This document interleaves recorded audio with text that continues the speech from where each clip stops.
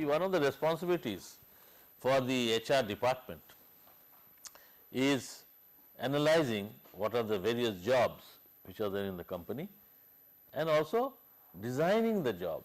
If it's a new company you are setting up, you have to design the job.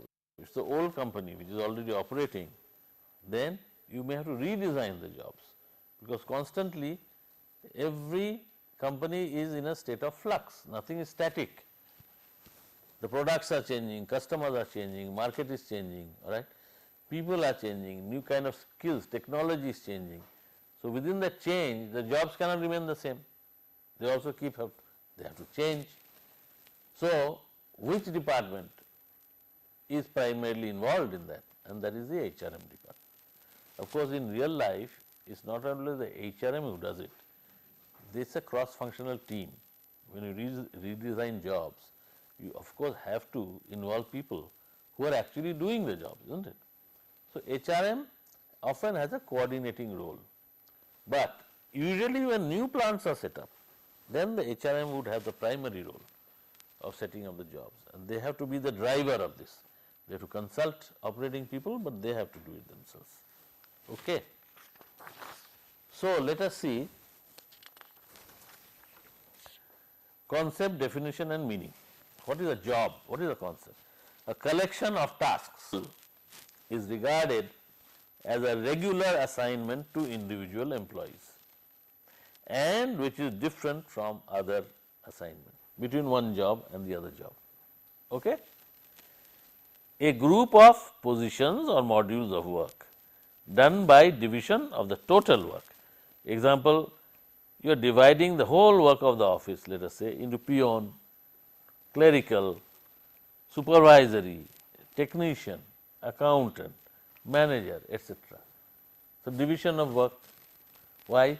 To make for better efficiency in operations. Everyone doing everything may not be as efficient and will not be in fact usually as efficient as if there is large volume of repetitive work, you divide it and make specific people do specific type of jobs. Any questions?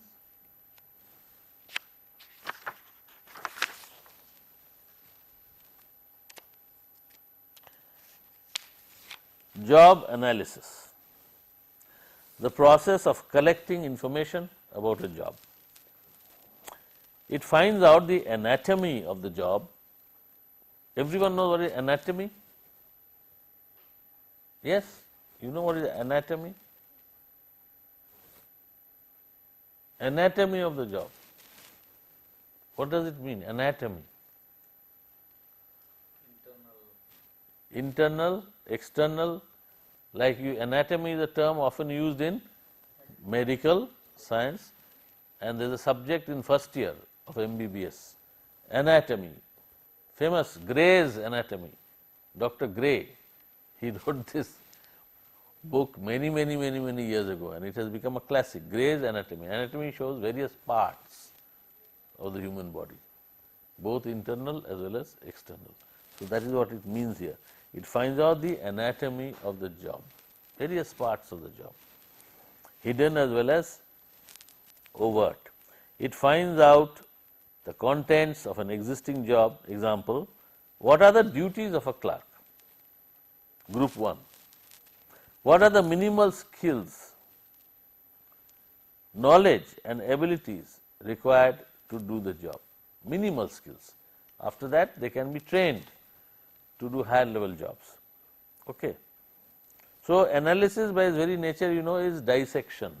You take a whole, you cut it into parts, then you put it in under a microscope, analyze. What is the opposite of analysis? Correct, synthesis. You have various parts, jigsaw puzzle say, kept. Your ability to, from this part to assemble a whole, look at a whole pattern or a picture from what seemingly are unrelated events or episodes. Okay, that ability. So, this analytical ability as well as synthesizing ability, both these are important for managers. Okay. And if you have both of these, if you have the skills of analyzing and synthesizing also, then you have the skill of conceptualization also. If things are not there in front of you, you would be able to picture them in your mind, conceptualize. Definitions. Job analysis is a process of getting information about the jobs, especially what the worker does, how he or she gets it done, why he or she does it. Skill, education and training is required. Relationship which is required, relationship to other jobs, physical demands, environmental conditions. Now, as you can see from the definition, this is applicable and referring to jobs on the factory shop floor essentially, or jobs which you may term as lower level jobs, not higher level, all right, which may be large volume and repetitive. Okay. Early on, after the industrial revolution, when scientific management school came into being, what they did was basically the scientific approach to analyzing the jobs, all right, and then going about ways to find the best methods of doing each part of the job, all with the idea of increasing the efficiency, right. You have heard of Taylor, Frederick F.W. Taylor, all of you have heard about him. Oh, he belonged to the scientific school of management, and they believe that you split the job into all the elements of the total job. Then you try to do each of these elements separately in large volumes, repetitively, you get high productivity. And then finally you assemble it. And this was applied where? Very successfully. Where did they apply this principle? Very successfully. Time motion. But where? Automobile manufacture. Automobile assembly line is a dramatic example of how efficiencies can be increased. To make a car by one or more person, but from start to finish, if it took, let us say, 30 days, with assembly line, splitting the work, assigning only one or two components of the work to the individual, you could probably have 100 cars in one day. Look at the dramatic order of change that is brought about. Okay. So, they use these methods of analysis, right, to very great advantage. But they found out after some time that there is a limitation. There is a limitation to how far you can increase the productivity by doing it by analytical and scientific methods, and up to a point, after that no more. Why? Why? Why no more? Why not? It goes on and on and on and on. Huh? People get tired. All right? Say this is efficiency or productivity, and this is, let us say, scientific methods, say automation or mechanization.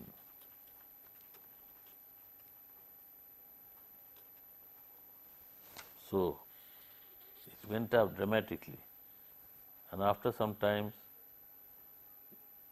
it saturated, and then it started drooping. It was very good. What happened here? What happened? People were tired. Why didn't they get tired here, in this zone?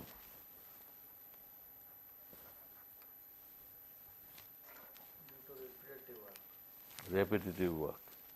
So they got bored.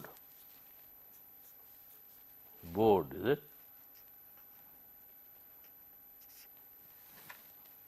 Fatigued. What kind of fatigue? Physical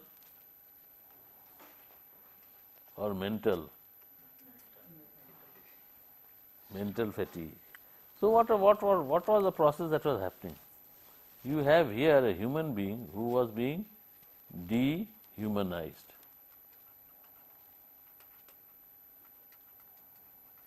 he is becoming a robot, and therefore rebels, because he is not a robot, he is a human being. Rebels. How does he rebel?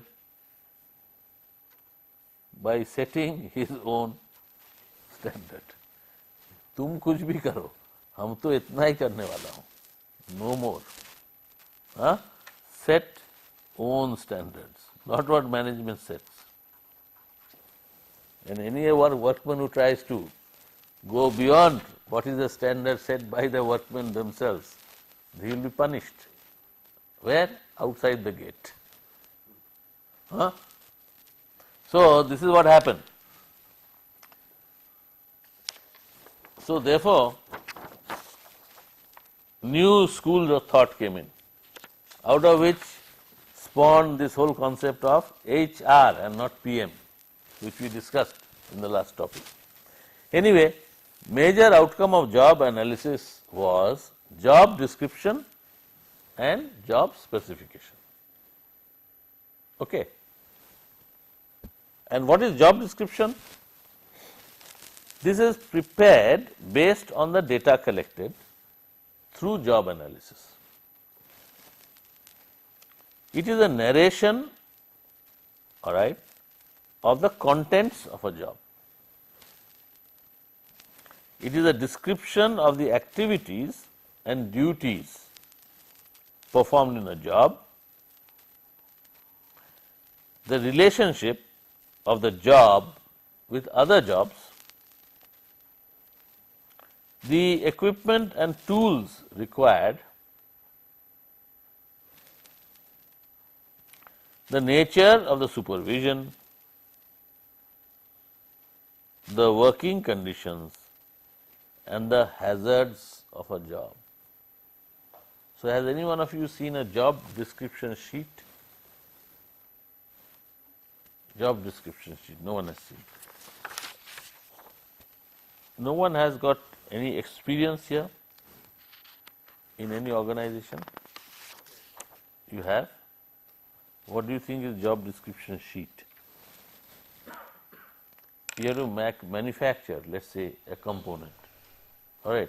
A job description sheet will tell you all those things which are relevant.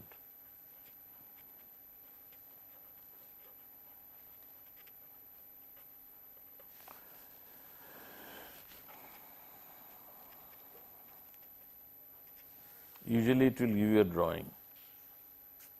Let us say this is a component, all right, and they will tell you the dimensions, all right. It will tell you the tolerance, it will give you the materials, description, quantity, it will give you the machine to be used, it will give you the tool to be used, it will give you the interconnecting component with which it will mate, all right.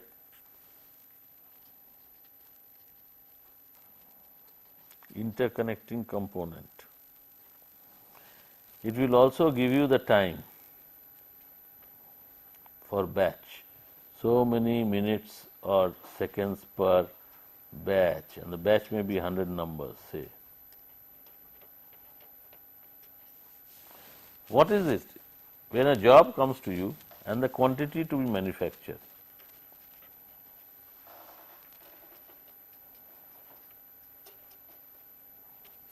why do they give you this? Because today you have first shift you are working, second shift another workman will come, third shift another may come.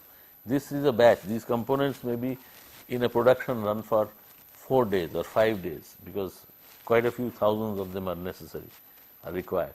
So, it is standardizing. So, what is the process which we are trying to do here? Job description, standardizing essentially. Any questions? Any changes which happen here, all right, in any of these will be interrelated on the other. Say the material specification changes, all right. You have been making out of let us say this component you have been making out of mild steel sheet of 20 gauge, and now you do value engineering and say the design department certifies even if you reduce the gauge to 22 gauge, make it thinner, you can still have the same strength and same functionality, but you can save the cost. So, moment they change the material specification, all right, you may find the tool which you have been using has to change. You may find that the amount of materials which you have to issue changes, the time that is taken changes. So, all these interrelated things will have to be revised again this sheet. Okay. So, standardization is the reason why you have this. Job description and job specification.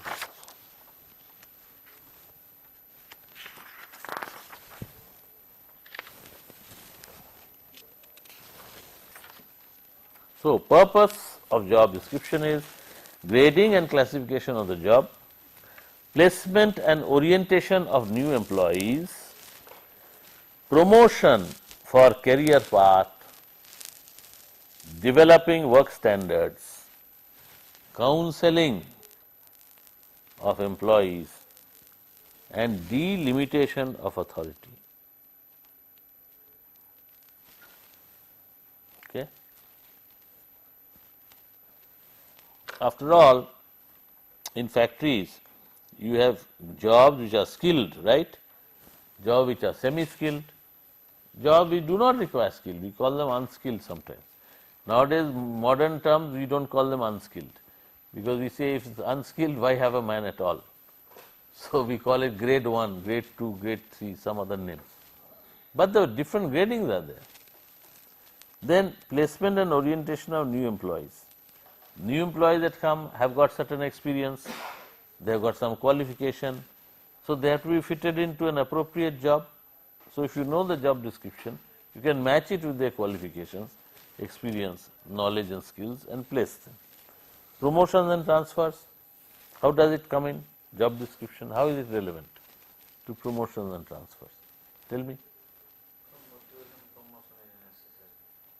Yes.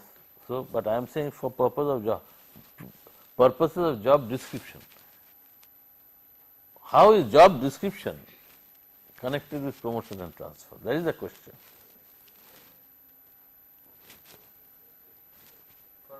No? For fitting the person for a suitable job. Fitting the person for a suitable job, yes.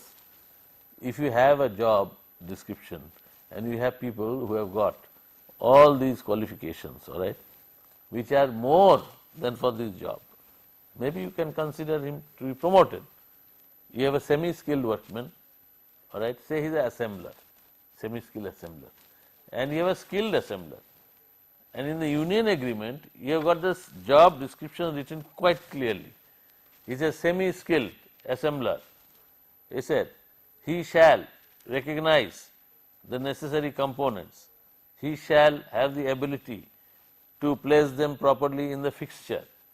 He shall have the knowledge of selecting the correct fasteners, screws, and doing the assembly operations under supervision. Then you go to the next. Next says all this. In addition to doing what a semi-skilled assembler does, he shall have the ability or he shall work independently from drawings under supervision. Then you go to the next, highly skilled assembler. And it is in addition to what is for the skilled assembler, he shall be able to guide other assemblers in doing out complicated assemblies, and also to be able to troubleshoot and correct wrong assemblies done in the shop floor. You see the difference? So, depending on the job description, the promotability is coming in. So, someone who is semi-skilled and says, look, I can do from drawings, I have got the skill, you promote me now. to the skilled workman, because in the skilled workman it says shall work from drawings, semi-skilled not from drawings, under supervision only. Then the word independent, those who can guide others, these are highly skilled. So those who have it will be promoted. So that's the relationship. Okay? Any other?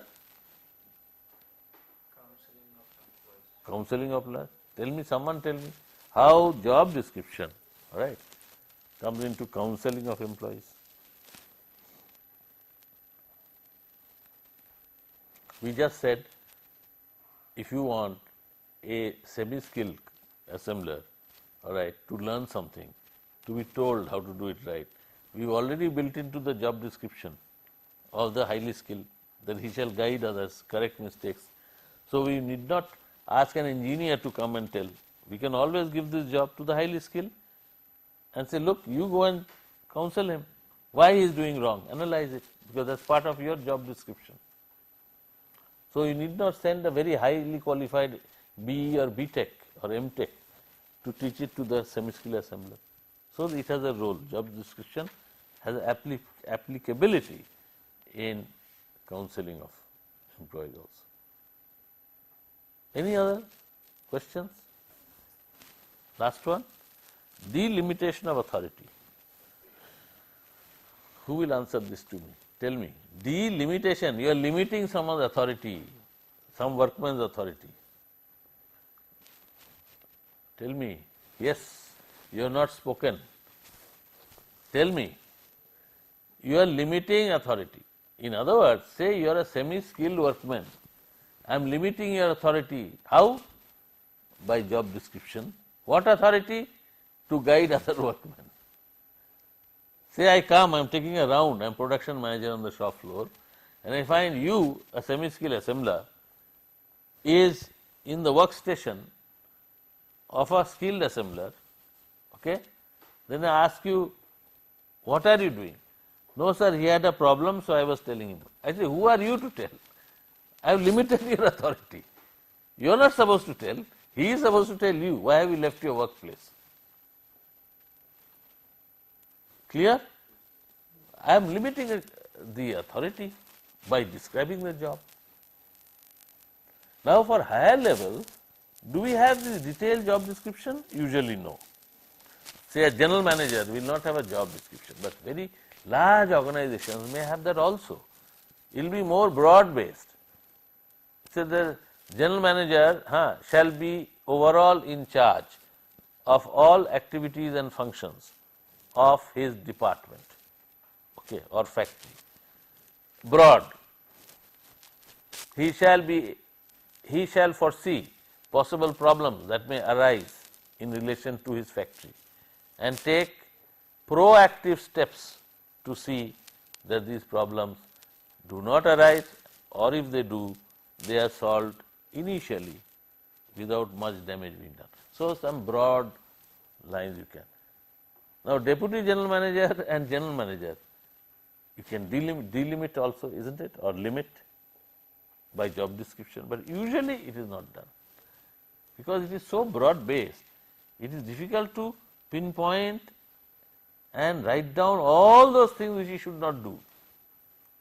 Very difficult as you go higher up the hierarchical ladder. But for lower, it is very, very important to write it down. And particularly when we have the unionized factory, because the pay, the perquisites, the remuneration packages are connected very much to the job description and job classification. And all the disputes that arise are usually based on this job description and job classification. And there are so many nuances there. Often there will be a dispute, sir, he can do this job. Management says, I know he can do this job, but he is not doing it. So who is to blame? You are not giving him the job. Management says, I can't give it to him because I don't have the orders which has so much of this type of job that I can give it to him. I already got employees who know that. So I sympathize with him, but I cannot promote him. So all these sort of issues come. So job description is very important for lower level, particularly when you have unionized jobs. Any other questions? Okay.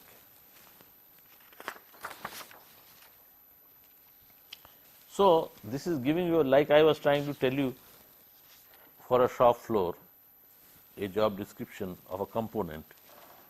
Here is a broader one, a statement containing items such as job title, all right.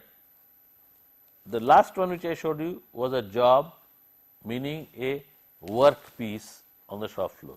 This is a job, meaning the work to be done by an employee. That is the difference.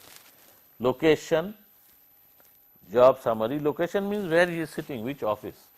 Is he Delhi based, Bombay based? If there are two factories, is he sitting in the Powai factory or Borivali factory?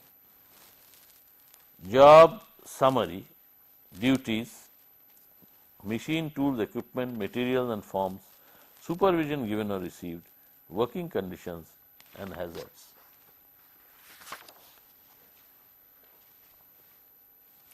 And then, as we said, the job analysis gave rise to two things, right? One was job description and the other was job specification. So, what does the specification state? Statement of human qualifications. One was job related. This is the person who will do the job, specification. Necessary to do the job. Usually contains such items as education, experience, training, judgment, initiative, physical effort, right, physical skills, responsibilities, communication skills, unusual sensory demands such as sight, smell, hearing. Any questions here? Unusual sensory demands, what does that mean? That means certain jobs, like you are in the Navy, let us say, all right. In the Navy, many of the, or why go so far? Say you are a driver, you are driving a vehicle, all right. If you are color blind, all right, you may not be given a driving license, because you cannot distinguish between red light and green light. You drive through. So, if job description of a driver, say you are a company, we have got 50 buses, writing job description, then unusual sensory demands such as sight. You have to say the driver shall undergo test to be certified that he is not color blind. That is a specification, job specification. Any other questions? Okay.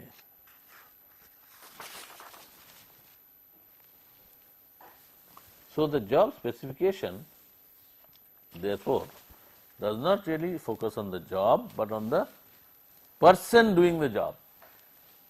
It states the minimum qualifications, skills, physical and other abilities, experience, judgment and other attributes required to do the job well.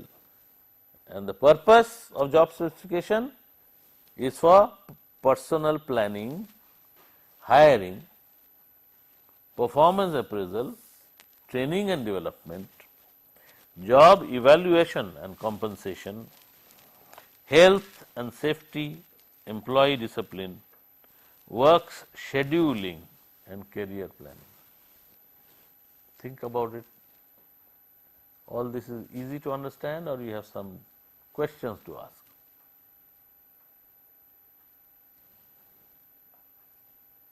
What about this hiring? Hiring. So, you say, for instance, you have seen these advertisements. The advertisements, you have to write down a job specification. First, you start by telling all these. We are a ISO 9001 company, all right, engaged in manufacture of highly sophisticated switch gear and motor control gear with factories in 5 locations in India. We are an industry leader in our industry. Then second para, after giving the credentials of the company, what do they say? We have vacancies open for experienced mechanical engineers, all right. Qualification required, postgraduate from preferably IITs with specialization in thermal, okay, type of job. Then it says previous experience previous experience not necessarily from IIT, other institutions 1 to 2 years preferred, and so on. Is giving the person what is his age, what is qualifications, what is the experience, what types of experience. Sometimes these advertisements say that 10 years experience, out of which at least 3 years should be as head of a section or department. That means even the managerial and administrative experience you should have apart from job. So, this is for hiring, this is very important. In fact, you may get it in the test, a question. Write down the job specification for hiring general manager of this company. So, you have to then write it down, design it and write it down. Okay. Any other questions? Work scheduling. All right. Scheduling of work. That means there are certain time periods in which you have to do the work, isn't it? So, purpose of job specification will have to say that he shall be required, all right, he or she shall be required. Let us say it is a job of a company doctor. So, he shall be required to spend time equally in both our Powai factory and in our Borivali factory. Okay. And he shall be called upon when required to visit, to make home visits to company's senior officers. So, it gives you an idea of the job specification in terms of the work which that company doctor has to do, schedule. If some doctor does not want to go home visits any time during the night and all, he will not apply for this job. Or he has his own clinic in the evenings, which is near Powai. He may not be interested in going to Borivali. So, for work scheduling, this is necessary. Okay? Any other? All right. So, we have seen job analysis, all right, and from the job analysis we saw two outcomes. What was the first one? Job description. Second one, job specification. Now, you see job evaluation. It is a comparative process of establishing the value of different jobs in a hierarchical order. Again, you say it is evaluation. Evaluation means good, bad. So, there is a judgment and value of different jobs in a hierarchical order. For instance, if I ask you that in the factory, all right, you evaluate the job of personnel manager, training manager, production manager and sales manager. Right? You understand? It is not an easy thing to do, because you have to see the value which each of these positions is adding to the overall benefit of the company. Each is important job, but you have to provide, because in order for company to fix remuneration packages and so on, they need to know it. There are many companies where they do not have at the board level, it is just after the MD, the next level of the company, they do not have, let us say, a vice president, all right, of personnel or a vice president legal. They have lower down, they have general manager, but not vice president. What is implicit in that? That they have evaluated the job, and for that company the legal or the personnel function, all right, in terms of, and therefore the person who heads that function is not as important for that company as the marketing or the production. Okay. It allows one to compare jobs by using common criteria to define relationship of one job to the other job. It serves as a basis for grading different jobs and developing a suitable pay structure for them. However, it cannot be the only factor to determine pay structure. It is important to know. Why is there only? because also the pay structure is not only by the job, but also by the person, is it not? If a person is highly qualified and at the moment the job he is doing is of lesser evaluation, but in order to retain that person so that in future he can be used on higher posts and higher jobs, they may pay him more. Okay. So, that is why it says not only factor. It is important to know that job evaluation is ranking the job and not ranking the job holder. That is exactly the reason that is I just mentioned. Sometimes the holder may be overqualified, but for various reasons he has been asked that temporarily you do this job till we get something better for you. So, this concept you must understand. Job evaluation is ranking the job and not ranking the job holder.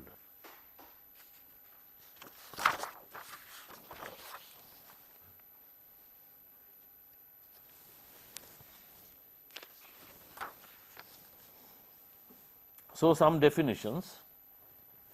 Job evaluation is an attempt to determine and compare the demands which the normal performance of a particular job makes on normal workers, without taking into account the individual abilities or performance of workers concerned. Hence, the example I gave you a little while ago of a worker saying, "Saab, why are you not promoting me? Because I have got the ability, I can do the skill job." What does this say? Without taking into account the individual abilities. To determine and compare the demands with the normal performance on a particular job. So, now you are doing a job as described of a semi-skilled worker. We acknowledge that you can do the job of a skilled worker, but that job is not there. When that vacancy comes, we will give you that job and then we can give you a promotion. This point is clear? Very important point. It is not what you can do which is important for the employer. What you are doing, that is more important. So, if you are in a company where you feel that you are underemployed in terms of your qualification and experience, you are doing a lower job and they cannot give you a higher job in a hurry, it is better for you to leave that company. Take a job commensurate with your level. And by the same token, remember, during the hiring policies, or many companies have hiring policies where they do not take overqualified people. If they say that we want people who are graduates, B.Tech, and you go with M.Tech, they won't take you because you are overqualified. And why don't they take you, by the way? Is it something foolish they are doing? Because you are saying, look, I can not only do what B.Tech is doing, I can do much more than him. For the same pay, I will do it. But they say, sorry, we won't take you. Why? For the moment it will be okay, but later on. Why? Why later on? Why? You are right, but why? You may not be satisfied. May not be. You will start, having a chip on your shoulder, and dissatisfaction will be there from day one. ये क्या है? देखो किस्मत. All these are B.Tech, they are getting, some are getting more also because they joined few years earlier. I am M.Tech and I am not getting. So your attitude will be bad. In the long run, both will suffer. Your job will suffer, that means the employer suffers. And you will suffer because you will become negative in attitude. It will harm you in your career. So they say we never take people who are overqualified. And there is a lot of sense in that. Okay? Job evaluation is an effort to determine the relative value of every job in a plant, to determine what the fair basic wage for such a job would be. It is not a very easy exercise, because there are so many jobs, which is difficult to determine which is more important and which has more relative value. Say a bus driver in a factory, okay, and a forklift driver. Which do you think has more value, or are they same? Yes, let us do a little mental exercise. Huh? बोलो ना क्या situation? I am giving you exact I am saying you are, let us say, in Larsen and Toubro, and they have got drivers there, and they have also got forklift operators. So, which should be? When you do evaluation, you are doing job evaluation, which adds more value? The job, not the person. How would you go about it?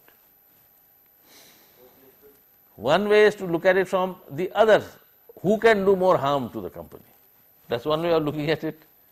Therefore, if there is a job, when I say who, I mean which, there is a job where the risks are such that the harm to the company which may happen are more. Example, you kill the chief minister in a road accident whilst you are driving on the road.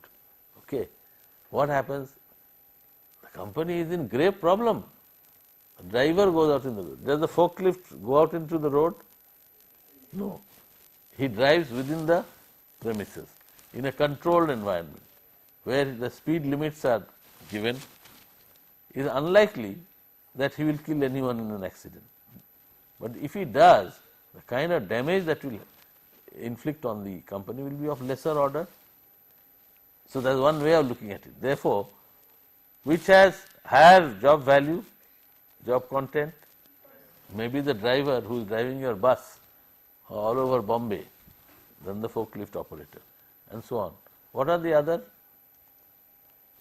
There may be other factors on which you will do the job evaluation, isn't it?